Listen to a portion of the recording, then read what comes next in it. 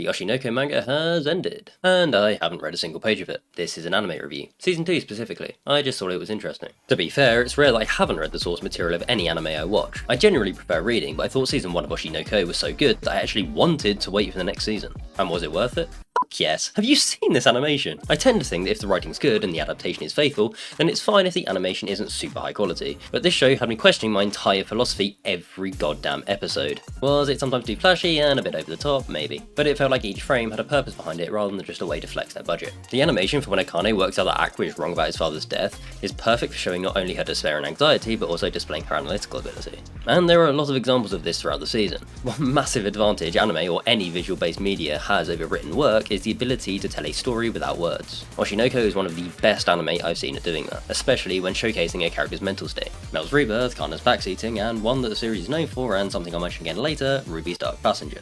All of these scenes either expanded upon the dialogue, the character's actions, or their mental state. Humorous scenes are usually done with lighter animation, which is appropriate for the feel of the scene. Talking about animation, you may have heard that Aka Akasaka, the author of Oshinoko, doesn't include any sort of fanservice in his series. But with the amount of sweat I'm seeing, I think his fetish is just easily disguised. Like last season, we ended with a performance by Bikomachi, which, because of the video format instead of the stage, allowed for a bit more dynamic animation. I especially like that it kept Ruby's mental state consistent and didn't just have her revert back to good Ruby just for the music video. Oshinoko is an extremely character-driven anime, and the animation backed that up. Character-wise, there were three that really stood out to me this season: the main character Aqua, Ruby, and Akane. Season 1 shows the outward results of Aqua's trauma and how it affected the people around him, blocking Ruby's path to idolhood, manipulating Kana into joining her when that failed, and then later on using Akane by playing into her feelings. Season 2 puts the emphasis back on him, showing how Ai's death, and just about every other horrific thing that's happened to him, has affected his own life. I mean, I get it, I really do. To me, she's just an anime character on my screen, but this shit is still traumatic. I wasn't expecting the wrong dad misdirection, which was definitely believable, and I was shocked to learn that he wasn't really their dad, but it allowed us to see what an unburdened Aqua might look like, and I'm sure it'll stay that way, right? I thought the idea from Season 1 that Aqua and Ruby were two sides of an eye-coloured coin would stick around for a hell of a lot longer, but I think it makes sense. Ruby's always looked up to Ai the idol, but Aqua, being middle-aged and all, was able to see more of who she really was. The investigating her entire life probably helped too. But Ruby's always kept a pretty naive view on pretty much everything. In her past life, she had two people to look up to, Ai and her doctor. Now, she knows they're both dead. In Season 1, Ruby was simply exploring a new lease of life. While she was affected by Ai's death, it seemed to push her forward rather than keep her shackled like it did with Aqua. She reacted by pushing to achieve what she thought Ai wanted for her, and she even kept Goro in her mind, thinking he was still cheering her on. While she's lived 16 years of her new life and met a number of people who want her to succeed as Ruby Hoshino, learning of Goro's death forced her to face the reality that both people who served as the foundation of who she is have died.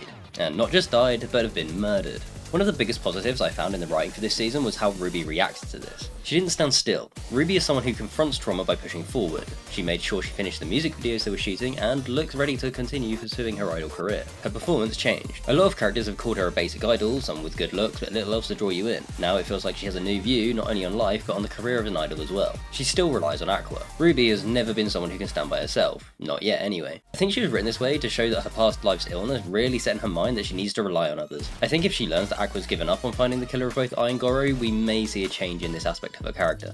While other characters have had more screen time this season, I actually think that Ruby was one of the best written, and I'm looking forward to seeing where this dark Ruby goes next. One character that did have a lot of screen time though was this girl. The first thing I want to say about Akane this season is holy mother Sherlock. Last season, we obviously had the scene where she becomes Ai by researching her obsessively, so we already know of her ability. But I love it when characters have a specialty that they then apply to other scenarios, like with Aqua and Ruby's heritage. Yeah, she was handed pretty much all the info she needed to work it out, but so many other shows would have had her conveniently not work it out. But if she was just there to be a detective type, I think her character would be pretty boring. But... 一緒に殺してあげる。 Excuse me, what? When I watched this, I couldn't comprehend what I just heard for a few seconds. Nothing about Akane's character up until this point had given me any indication that she'd respond in that way. Now, this could go one of two ways. Way 1, she responds this way because she's Aqua's #1 simp, and I suppose she has every reason to be. But way 2 leans a lot more into her ability to discern character. She has many good reasons to trust that Aqua is fundamentally a good person, so this response was her way of reassuring a very vulnerable Aqua and also showing her trust in him. Whether she'd actually follow through on those words, I actually have no clue anymore. But what I do know is that this season raised my opinion of Akane as a character tenfold. All of the characters in Oshinoko are written as precautionary stories in their own ways, and of course Akane served as a warning against social media abuse last season. But her character had yet to be explored, only really hinted at, so I'm glad that the plot this time around had her at the centre of it. This season's plot felt a lot more streamlined. One minor issue I had with season 1 is that it felt like the plot flopped around a bit. Season 2 was split into 2 parts, the Tokyo Blade stage play and the twins' return to Miyazaki. First off, can we get a full anime of the Tokyo Blade series? Please? Don't get me wrong, the plot seemed pretty bland, but the character design did more than enough to make up for it, especially Akane and Aqua's characters. I would read a manga based on them. If anyone knows whether the idea for this fake manga was taken from a real one, please let me know. The Tokyo Blade arc introduces how Aqua's trauma presents itself, and I really like how they didn't immediately solve it, but rather found a way to circumvent it temporarily so he could finish the play properly. A lot of media doesn't give stuff like this the respect it deserves, and treat it as something that can be solved with soft words and a little chat. Was the way they went around it healthy? No. But this guy's a film director, not a psychiatrist. The play also hosted the big pay-per-view fight of Kana vs Akane. While their little rivalry isn't the most interesting part about the show, I did enjoy the way it was executed. It felt like they both wanted to fight, but didn't really want to beat their opponent. I wasn't a massive fan of the shonen-like flashbacks. I don't mind the occasional flashback, but when they get constantly done on the verge of a big moment, it can be kind of repetitive. Especially since their back and forth wasn't too long after Melt's series of flashbacks. Overall, I think I enjoyed the Tokyo Blade arc more than any of the arcs from season 1, excluding the first episode.